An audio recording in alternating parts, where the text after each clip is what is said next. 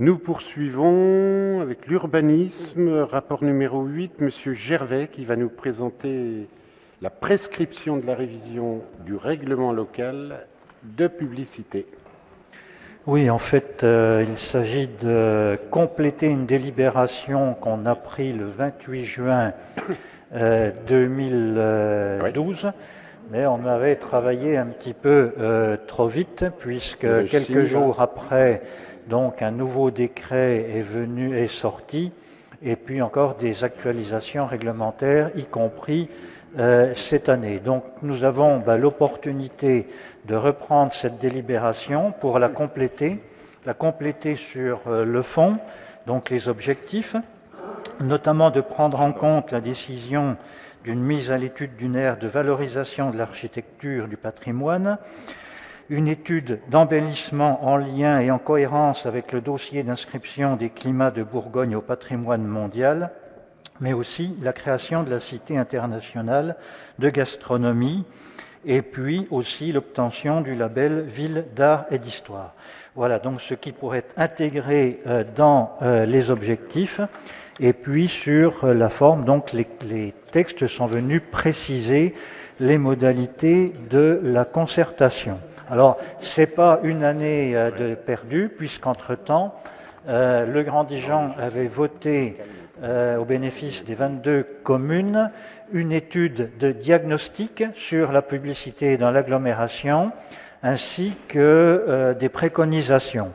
Donc cette étude est terminée, elle va être diffusée aux maires de l'agglomération, et c'est la première base de travailler sur le diagnostic. Les premières indications montrent d'ailleurs que sur la ville de Dijon, on n'est pas si mauvais que ça par rapport au nombre, un petit peu moins bon sur la qualité des matériaux utilisant donc ces publicités, et puis les préconisations donc qui vont aussi dans le sens des projets de la ville. Donc ce soir, il s'agit d'actualiser le fond et de prendre en compte donc les modifications apportées par les décrets intervenus entre-temps. Eh bien donc, ce qu'il est proposé, c'est de prescrire la révision du règlement local de publicité et de dire que la concertation débutera donc par une exposition publique notamment. Merci, Monsieur Gervais. Alors, Monsieur Cavin. Monsieur le maire, mes chers collègues, je constate que les climats de Bourgogne imposent certaines mesures à la ville de Dijon, et je crois qu'il serait bon, dans un esprit de transparence et de clarté, qu'on puisse avoir une liste des effets possibles de cette adhésion au climat de Bourgogne. Voilà, merci. Attendez. Je m'en préoccuperai. Monsieur Bourguignat. Oui, monsieur le maire, chers collègues, il y a finalement un demi-aveu dans ce que vient de dire André Gervais. Que de temps perdu sur ce dossier, et qu'il nous soit permis de souligner et de regretter le retard pris et accumulé. Parce qu'en effet, il y a un consensus parmi nous pour dire que le règlement local de publicité datant de 1999, il devient urgent de le réviser. La loi du 10 juillet 2010 portée par Jean-Louis Borloo et issue du Grenelle de l'environnement nous en fait d'ailleurs l'obligation, et il n'y a pas besoin d'attendre un décret supplémentaire pour le savoir. Dès le conseil municipal du 29 septembre 2011, l'opposition municipale, par la voix de François-Xavier Dugourc, avait proposé au conseil municipal un vœu consensuel par lequel il proposait d'introduire de nouvelles règles en matière d'affichage publicitaire plus simples, plus respectueuses des ambitions de Dijon en matière écologique. Un vœu que les écologistes avaient d'ailleurs courageusement soutenu, suscitant l'agacement un peu choquant, faut bien le dire, du sénateur-maire de l'époque. Finalement, moins d'un an plus tard, le 28 juin 2012, le conseil municipal a adopté à l'unanimité la préparation d'un nouveau règlement local de publicité. Depuis, pas de nouvelles. Silence radio, malgré d'ailleurs mes interrogations exprimées notamment lors du conseil municipal du 17 décembre 2012. Et ce soir, surprise, on nous demande d'annuler la décision du 28 juin 2012 pour en prendre une nouvelle, quasiment mot pour mot identique. Situation surprenante, surtout pour une ville qui ambitionne de devenir une référence écologique. Alors, pardonnez-moi, mais je réfute l'argument d'André Gervais qui consiste à dire schématiquement qu'il s'agit d'introduire de nouveaux éléments dans la réflexion, comme les aménagements urbains liés à la construction du tramway ou le projet d'inscription des climats de Bourgogne au patrimoine mondial de l'UNESCO, parce que ces deux dossiers étaient naturellement largement connus en juin 2012. Alors ce retard, il est fâcheux, car depuis 2 ans, la situation ne s'est pas améliorée, loin de là. Certaines entrées de ville sont toujours envahies par les 4x3, on pense naturellement à la zone commerciale de Chenauve et à sa forêt de panneaux, qui montre d'ailleurs, et là on sera d'accord là-dessus, que le problème doit s'appréhender à l'échelle de l'agglomération, et pas autrement. La ville compte plus de 450 panneaux 4x3, je ne suis pas un écologiste à tout crin, ça se saurait, mais quand même, il représente 43 tonnes de papier par an, sans parler de la colle ou de l'électricité pour l'éclairage. Depuis 2 ans, il y a eu dans notre ville une regrettable nouveauté, c'est la pose de 7 panneaux publicitaires numériques au printemps 2013 qui diffusent, alors eux carrément, des spots vidéo, et qui pose d'ailleurs, à mon sens, mais c'est un autre sujet, des problèmes d'attention au volant et donc de sécurité routière. Côté éclairage public, il faut le reconnaître, des efforts sérieux ont été faits sur les ampoules utilisées, mais dans le même temps, des experts contestent les choix effectués pour les lampadaires des places Darcy et République, décoratifs, mais a priori contre-performants du point de vue énergétique. L'affichage sauvage illégal au centre-ville, lui, n'a pas diminué, c'est le moins qu'on puisse dire, sans que la ville lance d'ailleurs d'actions offensives contre les auteurs de ces dégradations. Ce n'est pas un petit sujet, car ces affiches nuisent à l'esthétique du cœur historique.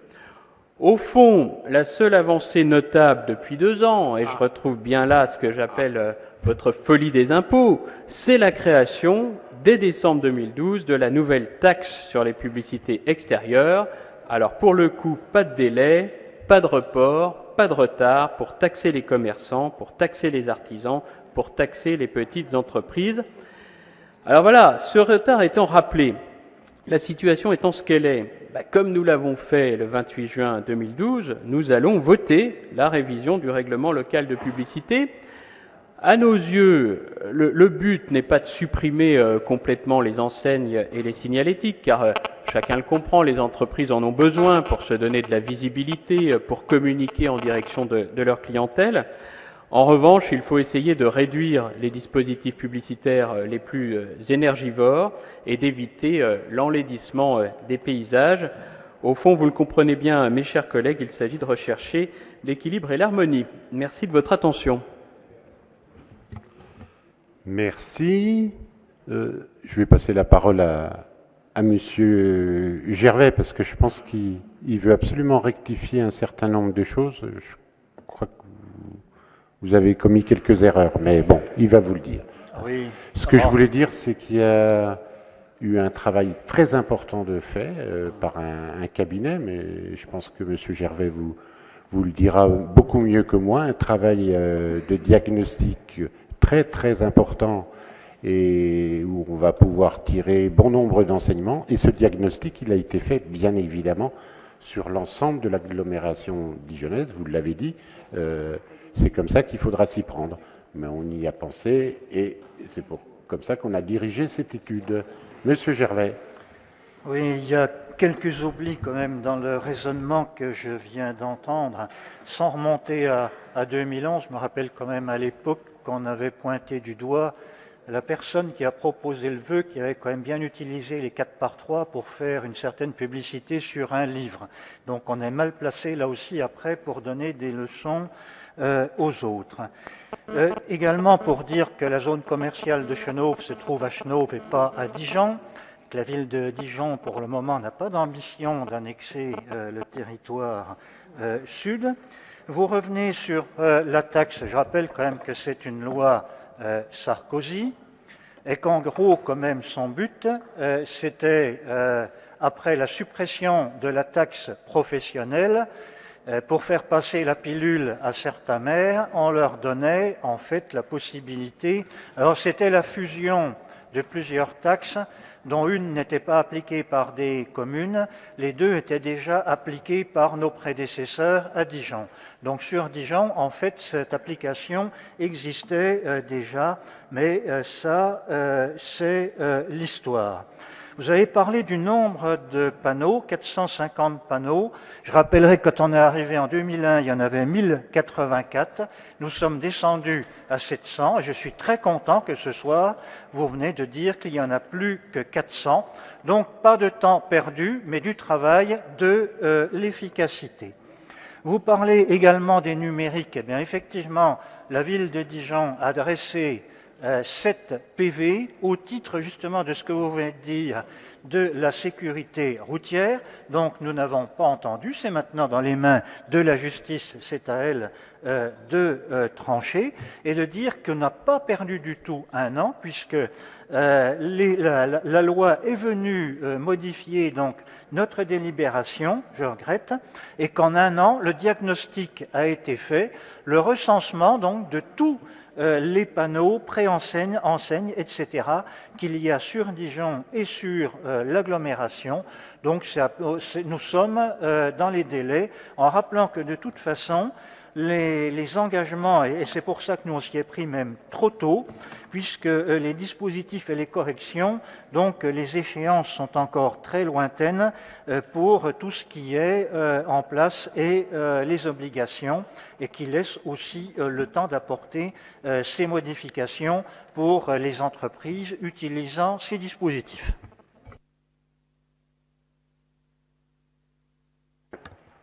Donc je vous propose de voter sur ce rapport numéro 8. Y a-t-il des oppositions à ce règlement? Je n'en vois pas. Y a-t-il des abstentions? Je n'en vois pas non plus. Rapport adopté à l'unanimité.